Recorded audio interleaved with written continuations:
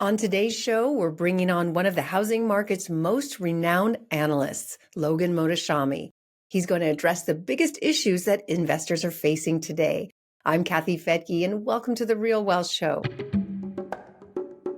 You're listening to The Real Wealth Show with Kathy Fettke, the real estate investor's resource.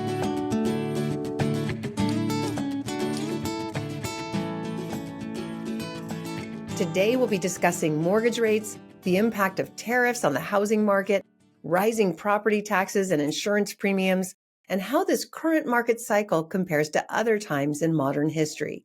And to walk us through all of this, Logan Mohtashami, the lead analyst at Housing Wire, is here to answer all pressing questions that have been on investors' minds today. Logan, welcome back to The Real Wealth Show. It's wonderful to be here. It's been too long. That's because you're such a hot commodity. It's hard to get you. I feel honored. My pleasure. All right. Well, there is way too much to talk about in 20 minutes. So let's just start with what I think a lot of our investors want to hear, like mortgage rates. What's going on there? It's looking a little better today. So every year before the year starts, I do a forecast. And my forecast is really based on where I think the 10-year yield is going more than mortgage rates. So this year, 4.7 to kind of 3.80, which is very normal with what we've seen in the last few years. So mortgage rates 7.25 to 5.75. That's the range. I think we peaked at 7.25 on January 14th of 2025, and the 10-year yield has gone down lower and lower. Mortgage rates have fallen, not to the areas that we see housing demand starts to really improve, but we're halfway there. And I think the biggest variable now is that between the trade war, tap dance, and the government, it's not just firing people on the federal side. We have over 162 million people working. 1.5 to 2 million people lose their jobs each month. But if the trade war tap dance persists, stocks keep on falling, you get more money withdrawn. A lot of states are getting contracts, kind of future contracts removed because the money isn't there. That can slow the economy down. And to me, that's what the White House wants, because they're telling us all the time since President Trump's been president, they want the 10-year yield lower so mortgage rates can go lower. On the housing market, the residential construction side, was starting to tip into kind of the recession stage. So that's why you see a push from the White House to try to do whatever they can to get the 10-year yield lower and mortgage rates lower, and then home sales to start picking up again. Because I believe, at least in their internal surveys, they're starting to see that housing is a much bigger issue for the consumer than what the Federal Reserve thinks right now. So I want to summarize what you just said. So a slowing economy generally translates into lower treasury yields, which translates into lower mortgage rates.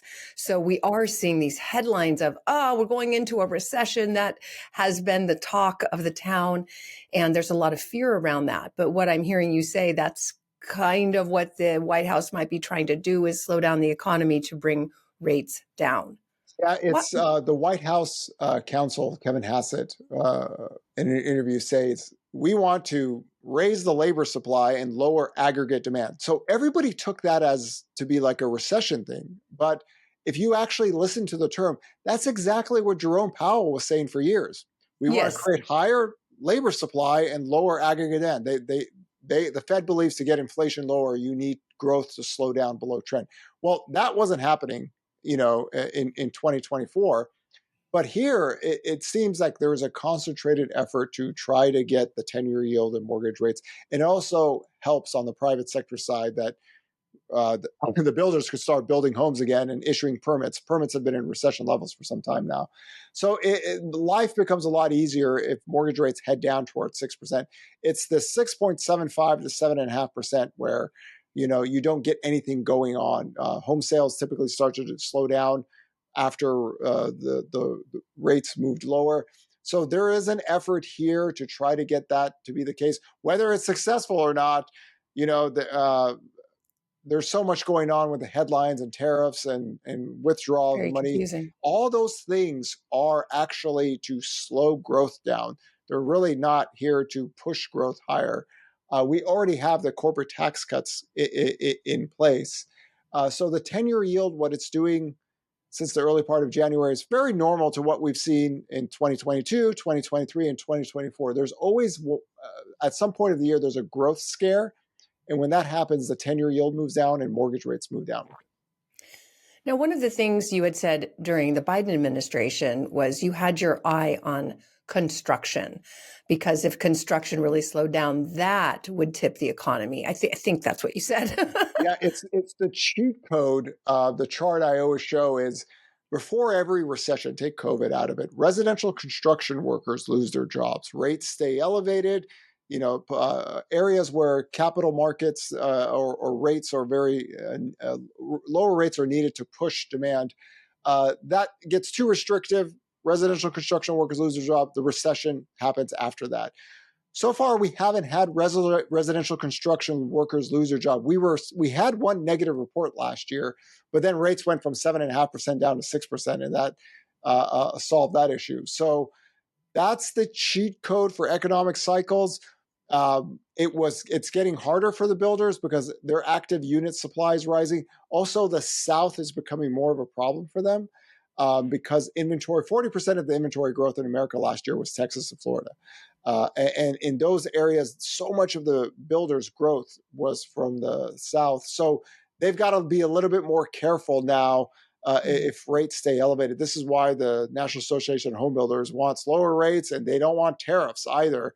It makes their life a little bit more problematic. So on the rate side, they have some relief already. We've gone from 7.25%, I think, near 6.5%, 6.66%. But you get down towards 6%. That's when housing data starts to get better. Yeah, so we were worried more about interest rates affecting new home sales and therefore maybe potentially slowing down construction. Now that is sort of being solved, but the tariff issue would then drive prices up and make it harder for builders to build and sell. I mean, are you concerned about a slowdown in construction workers because of tariffs? Yeah, here's the thing. I don't believe the builders have that much pricing power in this marketplace. Now, of course, lumber prices were $1,000 higher during COVID, but we had 3% mortgage rates. Because the builders' active units are rising, their completed units, they tend to pull back from future production. And what we saw in the builder survey, the last one, is we saw one of the sharpest declines in future outlook on them, because if they're not sure where rates are going, that's one thing. But if the cost is going to go up as well, with lumber tariffs, it just makes it more problematic. And that is, again, a labor thing. But if that occurs, then the labor market softens, and at least the mortgage rate aspect could help them out. So we're kind of on a lot of crossroads right now. Yeah, there's a lot of tides. Yeah, there's a lot of things going on. So, but we always keep an eye on the residential construction, and a big portion of that workforce is remodeling. So if you get tariffs or one-time costs on lumber, steel, there's all these things that make projects more expensive, right? And there's a consumer pullback on that. Delta Airlines is already seeing a pullback from consumers already on travel. So that's something, again, we keep an eye on, because President Trump, I call it a trade war tap dance, or how I refer to it in 2025, tariff on, tariff off, like Karate Kid, right? That's how he kind of operates. He puts it on, he puts it off, and he tries to get deals. But if there was like a legitimate tariff policy, you would simply put it in effect and let it stay there, because it's going to take years for it to work itself out. So still, I'm in the mindset of a trade war tap dance. He'll try to get some deals out here. But the markets are acting up right now. This is similar to what happened in 2018 and 19. The stock market doesn't like that kind of uncertainty. So we'll see how that progresses on, especially as we get closer to April, where we get to see. It's feeling a little bit more like an Irish dance, a lot of stomping, not so much tapping. All right. So coming back, you mentioned earlier the government layoffs. We also have seen mass deportation. This would affect the labor market. You said you weren't really concerned about government job losses affecting the workforce. Why is that? Because that's been a fear of mine. Well, there's over 162 million people working. right now, it looks like there's 350,000 federal workers that are going to be fired. A huge portion of the government workforce are state and local. Um, in this context, because a good portion of the job growth last year was government workers, because we're withdrawing money, and that's actually going to slow down the job growth. And because job growth slowing down, because you're going to lose that sector, what that means is that the unemployment rate can go higher. If the unemployment rate goes higher, technically that's better for housing, right? Because Yes. the Federal Reserve went into 2025 with a 4.3% unemployment target. Like if anything gets above there, that's their cue to the marketplace. Hey, listen, we'll be more dovish. One of the biggest hawks on the Federal Reserve, Bowman, she's probably going to be the VP. She was a hardcore inflation person, but she just came out a few days ago and said, well, we think in the future we're going to focus more on the labor market and the economy than inflation. And for her to say that, at this stage, just basically says that even in the back of their minds, they're a little bit more concerned. But any softness, because existing home sales are working from the lowest levels ever, like we adjust it to the workforce, sales are so low. Any softness in the labor market actually will help the housing market because rates typically go lower. And we've had these moves every year. There's a growth scare out there. So there's a potential for rates to actually get towards 6% and then stay lower for longer if that labor market does truly break or slow down enough to keep the unemployment rate above 4.3%. So then with mass deportation, this is again, these are headlines that, is confusing everybody. And I love having you on to just sort of give us some clarity on this. I've not been a big believer of the mass deportation storyline. Okay. There's actually, it's very hard to do like really big numbers. You have to have like this. We don't have things in place to have like anything normal. I think Obama deported more people than Trump, and even Biden deported more people than Trump did. So every year we get a certain group of deportation back. But to accelerate that even higher than normal, I haven't seen anything for 25 years to say that's going to be the case. So in regards to the economy, it does become an issue, I believe, in the agriculture sector, where housing, construction workers, of course, there are people who aren't going to work because they're afraid of being deported. Somehow the builders, if rates go lower, they find workers to finish those homes. The agriculture sector is a little bit different, So I think that's something that I'm going to keep an eye on if it does happen. But we have deportation numbers every year, and we still have a functioning labor market out there. I think it's very hard to get really big mass numbers unless you have something in place that's much more prolific than we've seen in the past few decades. Now, may I ask where you get this information? Because there's so much misinformation. How are experts saying the complete opposite of what you're saying? Like, where do you get this data that Obama? Here's the thing. We live in a political, ideological world, and Yes, we live in a world where doom porn sells. Yes. Okay, so Sexy. the government has information on deportations and going back decades, and so people just have to read, as you said, people have to look up the numbers. Yeah, and it's also things that because of YouTube, TikTok, and everything, people can lie all day, and it doesn't matter. There's no checks or balances. So for someone like me who's a total nerd, we believe reading is a good thing. We try to keep the models and everything intact. But yeah, Biden deported more people than Trump did, and illegal crossings are at like a 30-year low recently. So we'll see what happens. This has just been a thing for me for years. I just don't believe in the mass deportation thing. How efficient it could be. You need a lot more people, a lot more vehicles, stuff like that. To make it work. It's like the story about the wall. Like we were going to build a wall very quickly. It was going to take like 11 years, and it takes all these workers to build something like that out. So I understand there's a lot of crazy information out there, but whenever rates go lower, new home sales pick up. The builders find a way to build those homes. Okay, So you're it's not just worried I'm that not. this I'm is not going to drive unless I prices up for new homes? saw. Yeah, I mean, I see the stories about people not coming to work because they're afraid or getting deported, but for now, I'm just going to be a wait and see on that. I think if rates go lower, the builders start issuing permits and they get stuff done. So, on that same vein of misinformation, there are lots of articles. I think CNBC just came out with one saying that tariffs will cause home prices to go up. I don't remember $9,000 or $10,000 or something like that. Do you agree with that? When we talk about home prices and tariff, that's the new home sales sector. The Yes. existing home sale sector, not so much. I don't believe the builders have that pricing power like they did during COVID. Lumber was so much higher, inventory was Yeah. so much lower, and rates were lower. So they are managing what they have right now. I don't think pricing is in their strength, especially in the South. If rates went lower, then median sales price. Are you saying that even with tariffs, they don't have the room to raise prices because They don't it really would have price people out? they don't really have Okay. the room. Um, uh, So they're going to have to eat those costs, they're going to or have to eat the cost. This is why I don't think permits grow in this environment, right? So Hmm, again, interesting. we'll know a lot more by April if those tariffs even come place. But you could clearly see the builders were not happy.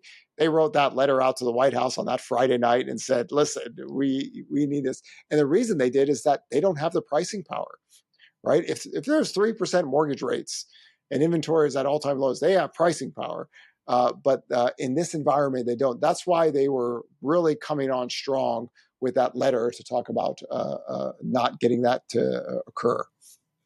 So, because they've built a lot of homes in the South and those are sitting on the market longer, it sounds like, and they're not selling, this isn't going to really be an issue. They're not going to be able to.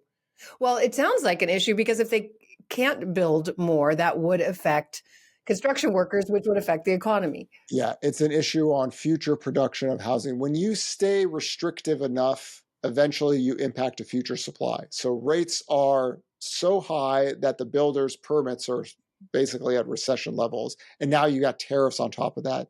That's not an area where builders start issuing permits like crazy. Also, because of what happened in North Carolina and the Palisade fires, there's work there that can happen. Now that work will get more expensive. Regardless, those areas have to get rebuilt. But for the builders, though, they don't have to keep that labor market as high as they want if new home sales aren't growing. So, as a result, do you see existing home sales increasing because maybe it's more affordable? So existing home sales on an apple to apple basis is always cheaper than new home sales, just because new Mhm. homes are all the bells and whistles. But the builders had the ability to push mortgage rates lower. Like new home sales is at 2019 levels. The existing home sales at record lows. There's a huge gap because the builders still are allowing sub 6% mortgage rates. As rates go up higher, that profit margin becomes less and less. So you start to see the builder stocks get hit because they don't have as high as profit margins as they used to. And then tariffs come in. The existing home sales market is bigger and cheaper, older homes, of course. So the advantage the builders had was low inventory and they could push rates lower. The disadvantage the existing home sales market had is that they can't get mortgage rates below 6%. But if that turns, right, if mortgage rates go lower, but the cost is still higher for the builders, they lose somewhat of that advantage. Yeah, at Real Wealth, we've been able to negotiate interest rates with builders down to 3, 4% during the last few years because they wanted to sell houses. Yeah, it's been the biggest gap in sales. Just to give everyone some perspective, new home sales would have to be like under 300,000 right now to match the existing home sales levels. So the numbers between 6 to 700,000. So you need a huge contraction to match what the existing home sales, and that's rates, right? So you could understand the builders are like, hey, home sales are low. Everyone, we have a brand new house, beautiful, all the bells and whistles. Oh, by the way, we could give you 4.5% mortgage rate. Yeah. right? And they can peel off people from the existing home sales market because the existing home sales market is massive, right? We're talking about 4 million home sales still there versus 650 to 750 for new homes. So you can peel those people off and just say, hey, get a brand new house, get a mortgage rate. And a lot of people look at that total payment, and that's the advantage the builders have had over the last few years, that it's starting to slowly move away as their profit margins go a little bit lower. But also smaller builders just don't have that luxury like the big publicly traded builders too. So that's why that confidence index we see with the builders is very tilted to smaller builders, and it's just collapsed the last 2 months. Do you see with tariffs a potential for supply shortages again? You know, with tariffs, if they do come in, the price of the we're going to get a one time price adjustment. It's a tax, but yes, the flow of goods, we can definitely see a supply shortage in certain areas. There's so much noise going on. I think today Yes. Trump Very, very talked loud. about 50% tariff on metals for Canada, that nothing really gets to operate normal. Like this happened in 2018 and 19. Like President Trump didn't go into the trade war the first 2 years of his presidency back then because he wanted the corporate tax cuts first and then go into it. Here he Mhm. just went straight into it, and the markets, are acting up. So until you get clarity on that, people just aren't sure what to do, and that's what we saw in 2018 and 19. Business investment went to zero Mm. because nobody knew what the policies were. Now it's 2 to 3 times more drama. So we'll Mm. see what happens in April after the reciprocal tariffs. But usually he does this to kind of make a deal. But it's so much noise that I totally get everyone's confusion on this topic. Yes. Add to it insurance issues and property taxes rising. So the housing market, I think there's people who are just afraid to jump in or invest. I mean, what kind of solutions do you see with insurance? So it's really interesting that Florida has brought up the idea of eliminating property taxes. Mm, So if wouldn't that be Florida lovely? if that's the answer Florida has, Texas won't be that far off. And I saw the governor of Indiana. Um, Texas, no property taxes. yeah, so I Wow. don't know how they're going to fund your budget, but it is interesting that I think between the White House and state governors, housing is becoming more of a topic. What you're seeing here in some red states is that property taxes have gone up so much, and Mhm. taxes have gone up so much that people are starting, hey, where's my money going? Right? If we're trying to release the federal workers because we're spending too much or we're not getting anything, it's starting to get harder for red states to like justify property taxes because you have to show where the money's going. So that's something with in the South that might be a tactic to try to bring the cost of shelter down for homeowners and buyers. We'll have to wait and see, but this is a problem that's going to be here for a while. This isn't going to go away soon unless the federal, state, and private sector work together.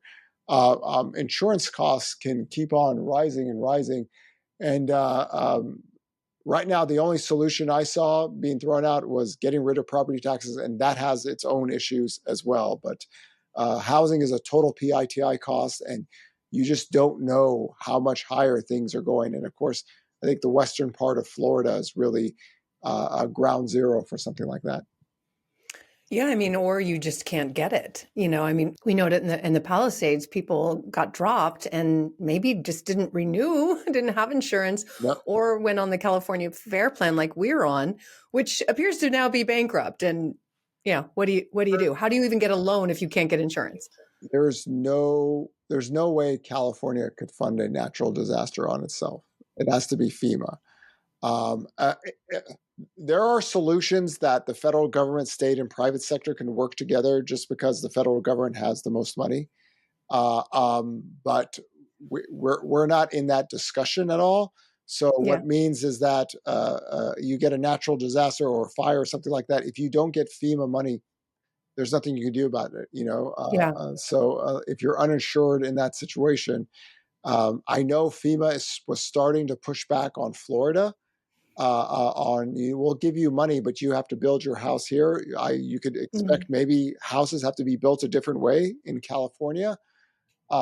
We've had a lot of insurance companies leaving California, where Florida, a lot of them are coming back because they could charge as much. So either solution is not like promising, right? You either get insurance, it costs more, or you don't have insurance, but you can't get a mortgage if you don't have insurance. So cash buyers, and then the condo markets in Florida, you have a lot of elderly people with fixed incomes. Now their HOAs have tripled, so what happens there? So the taxes insurance is really becoming more and more of a story, to a point to where one governor is asking maybe we should just abolish them. So that's where we're at right now on that subject.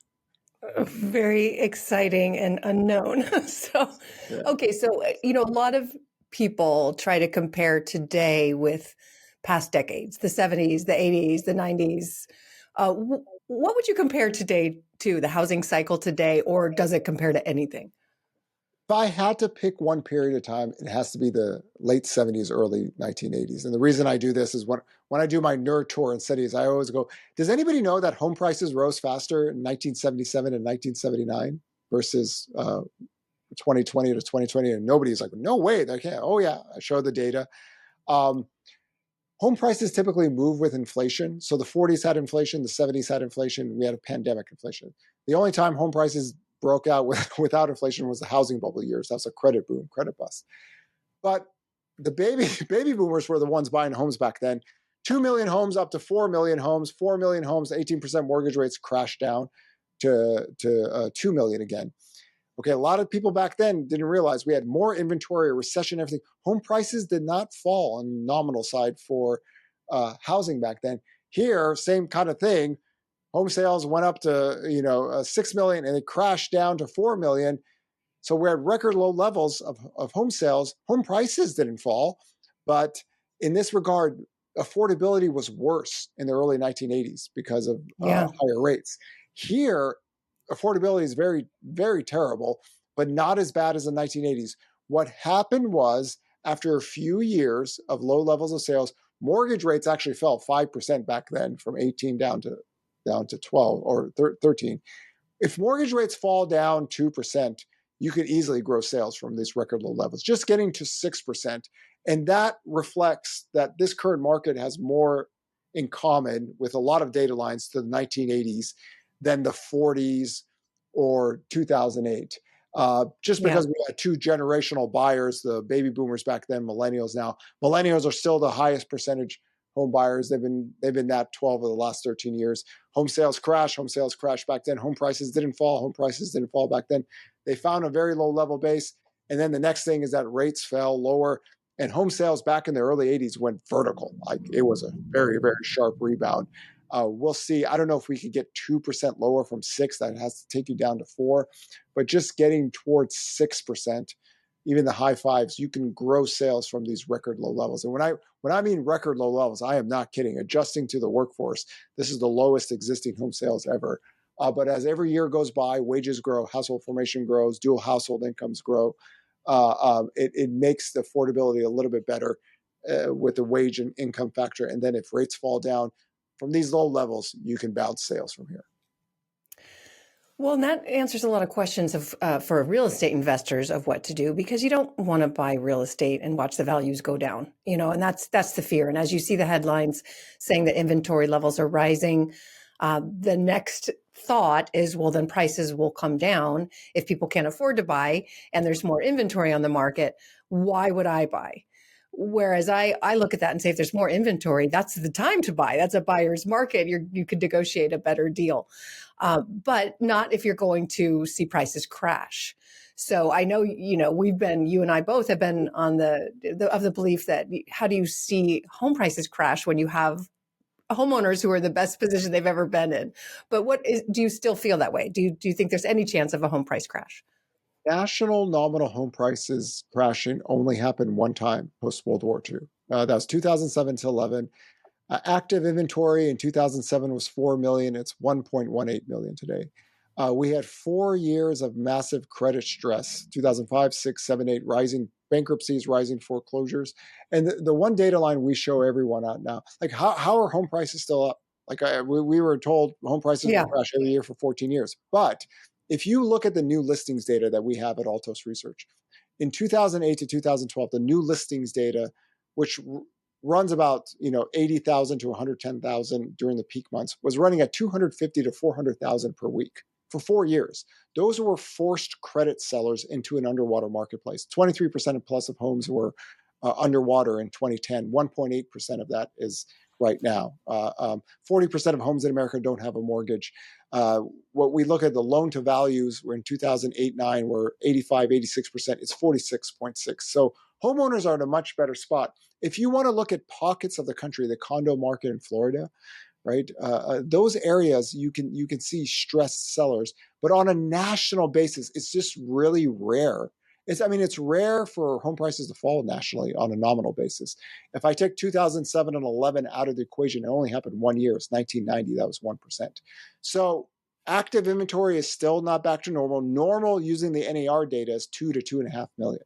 We're at 1.18. So we're just trying to get things back to normal. And the variable that people have to think is that whenever rates fall, demand picks up a little bit and pricing tends to firm up. That's how I lost my price forecast last year. Last year, I had 2.33% nominal home price growth. And when rates fell during the middle part of the year last year, what it did is it firmed up demand because active inventory is still not back to normal. And prices firmed up in this seasonal soft period of times, and home prices ended up 4%. You have to look at it in that way.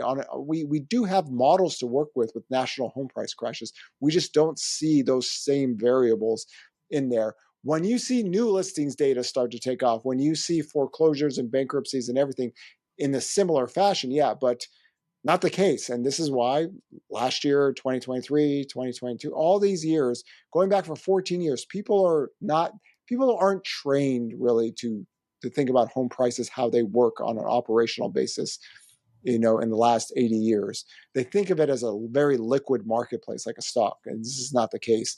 And also we have to remember that foreclosures take minimum 9 to 18 months to work into the system. So 1 to 4% of all housing loans are in some form of distress. But supply is still low. If rates go lower, my forecast this year might be wrong again. I had a 1.77% national home price forecast. But if rates keep on going lower, demand picks up, that might be too low again, like it was last year. I think like 40% of homeowners own their homes free and clear. Yeah, 40% don't have any mortgage, and the loan to value of those that do is 46.6%. That number was running at 85%. 1.8% of homes are underwater. It was over 23% in 2010. Much different credit markets, right? Much different homeowner. And also, you have so many homeowners that have a very low housing cost. Like it'd be, in some sense, like more expensive to rent than to live. Unless you're going to stay in those homes. It's not like the stock market where you're very liquid. It's not a very liquid marketplace. And that explains home price data over the last 84 years versus where the stock market, you could get volatility very flowing daily. It doesn't really work that.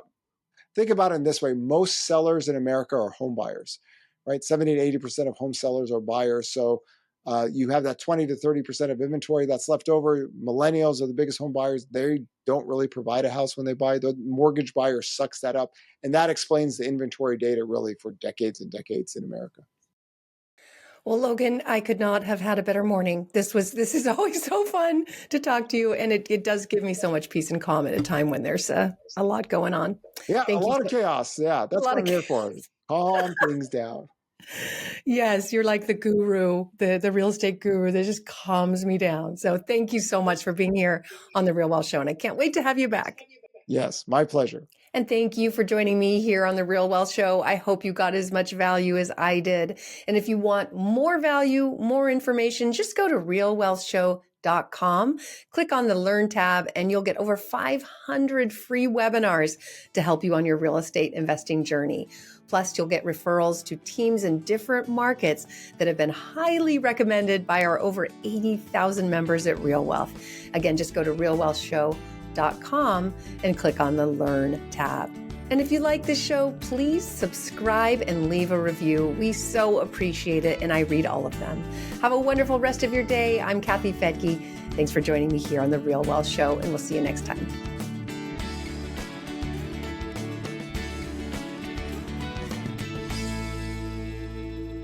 The views and opinions expressed in this podcast are provided for informational purposes only and should not be construed as an offer to buy or sell any securities or to make or consider any investment or course of action. For more information, go to realwealthshow.com.